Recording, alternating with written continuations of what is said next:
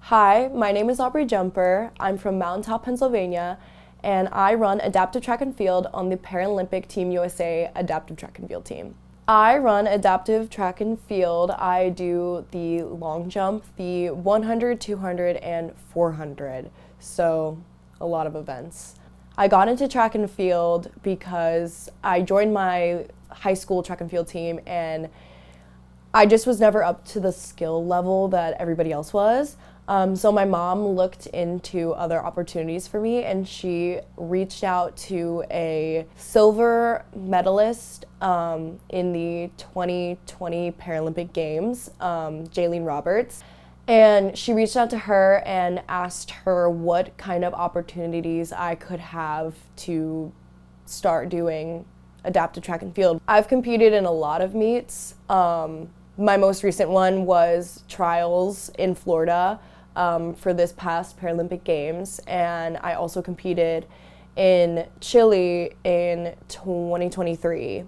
I've been doing track and field, I would say it started off socially and then it turned into professionally.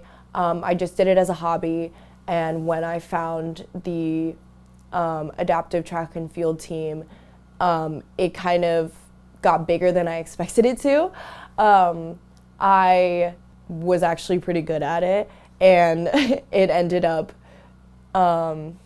being able to jumpstart me into a professional track and field career. It's definitely was started off more like a fun thing for me, and then I got so many opportunities from it that I decided to make it more like a career choice. One of the biggest misconceptions is that there are so many different variations of a disability, and I feel like people really don't understand what that means. I have cerebral palsy, but I have many different other CPs in my classification that may not look or walk or all of the above the same way as I do.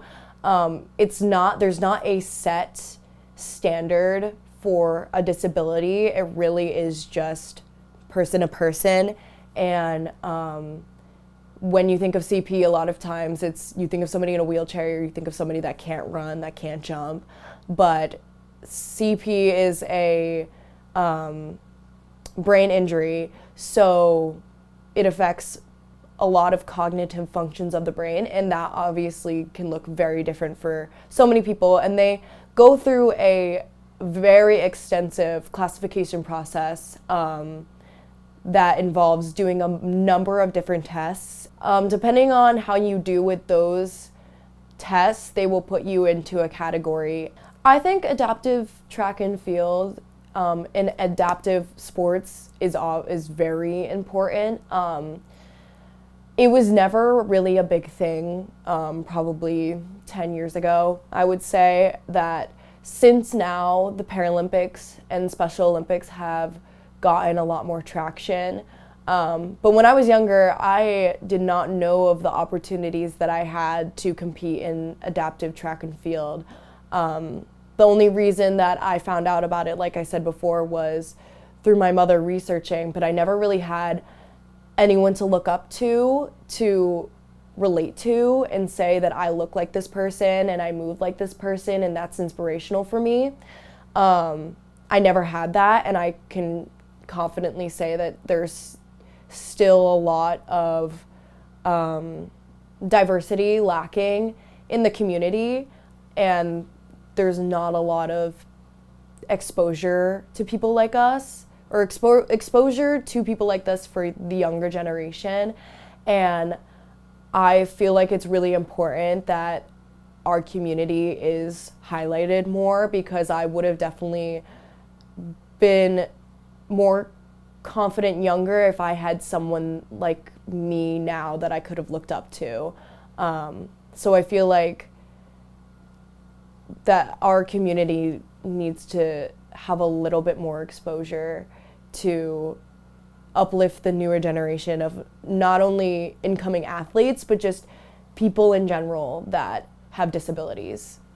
I think it's really important that we acknowledge that Paralympic athletes are just as work intensive and do just as much as Olympic track and field athletes. I feel like there is a huge disconnect within the two communities. And I think it would be really, really nice to see the communities kind of come together and align more, because we do the same thing and we do it for the same reasons. And I think it's really important that our two separate communities acknowledge that more, and not only the people within the track community, I think just people outside of it, the public, acknowledge that we do just as much and work just as hard.